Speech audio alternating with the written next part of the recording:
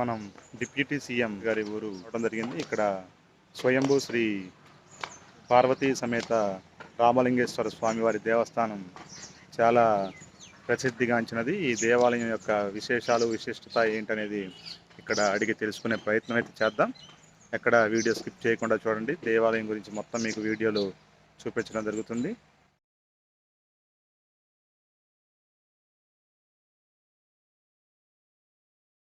అందరికీ నమస్తే. Welcome to RSR railway YouTube channel. Khammam జిల్లా వైరా మండలం స్థానాల లక్ష్మీపురం గ్రామంలో గల రామలింగేశ్వర స్వామి దేవాలయం ప్రత్యేకతలు ఏందో ప్రధాన పూజారి గారిని అడిగి తెలుసుకున్నాం. నమస్తే గారు. నమస్తే అండి. గురు బ్రహ్మ గురు విష్ణు గురు దేవో మహేశ్వర గురు సాక్షాత్ పరం బ్రహ్మ తస్మై శ్రీ గురవే నమః. వాగర్ధావివ సంపృక్తో వాగర్ధ ప్రజపతయే జగత ప్రదరోందే పార్వతి పరమేశ్వరు వందే శంభుమావతం సురగరం వందే జగత్కారణం వందే పన్నగభూషణం మృగధరం వందే విశోనాంబరం వందే సూర్య శశాంకమన్ననయనం వందే ముకందప్రయం వందే భక్తజనాశ్రయించవరదం వందే శివం శంకరం.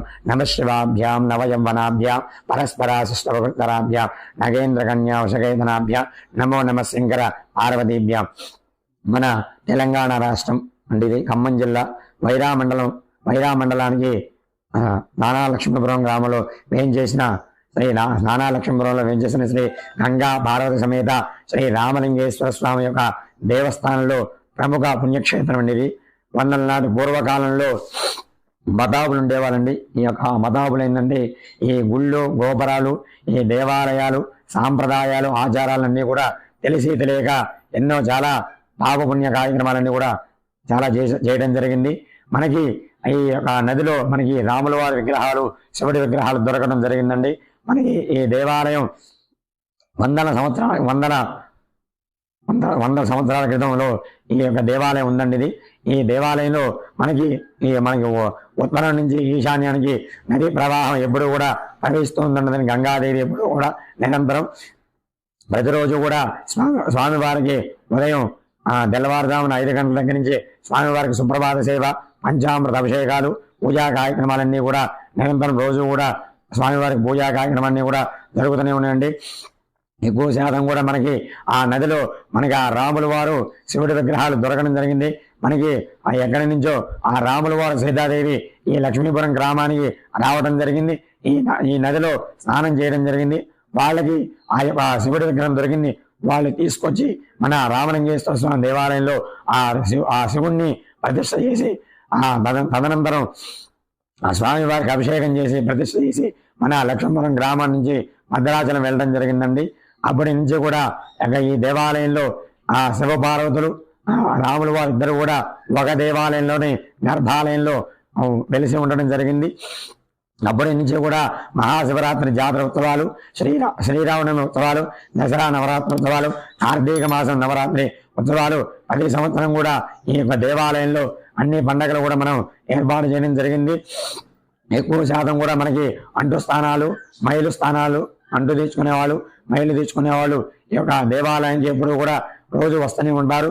ప్రతి సోమవారం కూడా స్వామివారికి ఉదయం కూడా పంచామృత అభిషేక కార్యక్రమాలు నిరంతరం కూడా రోజు జరుగుతూనే ఉంటాయి. చెప్పిన దాంట్లో ఒక మెయిన్ పాయింట్ ఏంటంటే రాముల వారు సీతమ్మ వారు ఇక్కడ స్నానం చేశారన్నారు కదా. అసలు నాకు ఇప్పుడు దాకా తెలియదు. అసలు ఆ విషయం గురించి పూర్తిగా చెప్పండి. అసలు నిజంగా రాముల వారు అసలు లేకుంటే ఊళ్ళో ఎవరున్నా లేదండి. వాస్తవంగా అయితే మనకి ఎక్కడి నుంచో వస్తుంటే ఈ రాముల వారు సీతాదేవి ఈ యొక్క లక్ష్మీపురం గ్రామంలో అంటే ఉండడం జరిగింది. వాళ్ళు ఈ క్షేత్రంలో వాళ్ళు స్నానం చేస్తూ ఉన్నారు. వాళ్ళకి ఆ శివుడి విగ్రహం దొరికింది. వాళ్ళు తీసుకొచ్చి ఈ దేవాలయంలో మన శివాలయంలో ప్రతిష్ఠ చేయడం జరిగింది.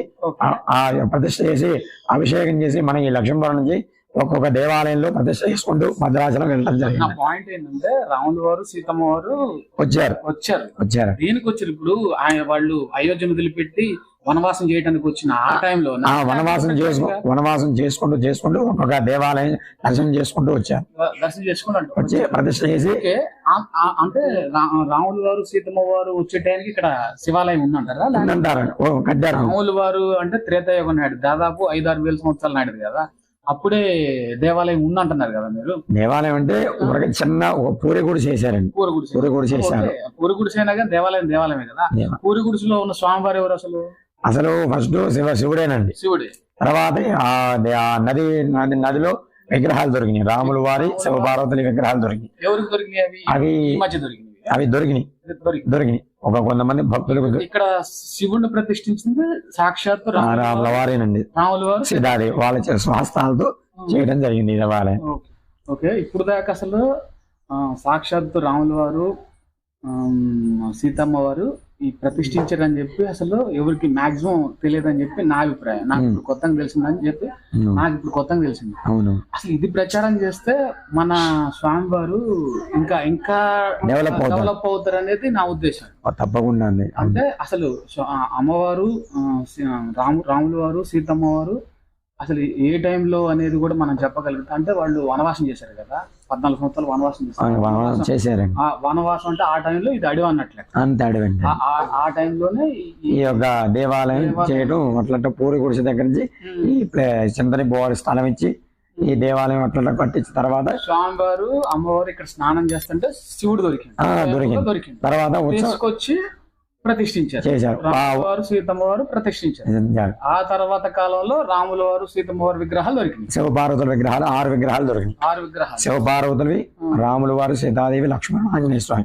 అవి మళ్ళీ భట్టి విక్రమార్క గారు ప్రస్తుతం బట్టి సీమ గారండి. ఆయన సొంత గ్రామం ఈ ఊరేనండి. ఈ దేవాలయం కూడా ఇంకొక 2 ఏళ్ళు అభివృద్ధి అవుతుందండి. దగ్గర భారీ ఎత్తుగా దేవాలయం తిరుపతి దేవస్థానం లాగా భద్రాచలం లాగా అభివృద్ధి అవుతుందండి. ఒక 2 ఏళ్ళు మొత్తం అన్ని పనులు పూర్తి అయిపోతాయండి. ఓకే. శివాలయాల్లో ఇప్పుడు చాలా శివాలయాలు ఉన్నాయి కదండి, స్వయంభూ శివాలయాలు. అవును, స్వయంభూ. మన స్వామి వారి ప్రత్యేకతలు ఏమని చెప్పగలుగుతారా? ప్రత్యేకత అంటే అండి, చాలా ఎక్కువ శాతం కోరికలు ఎక్కువ తీస్తుంటారండి స్వామి. మహిమగల దేవుడు.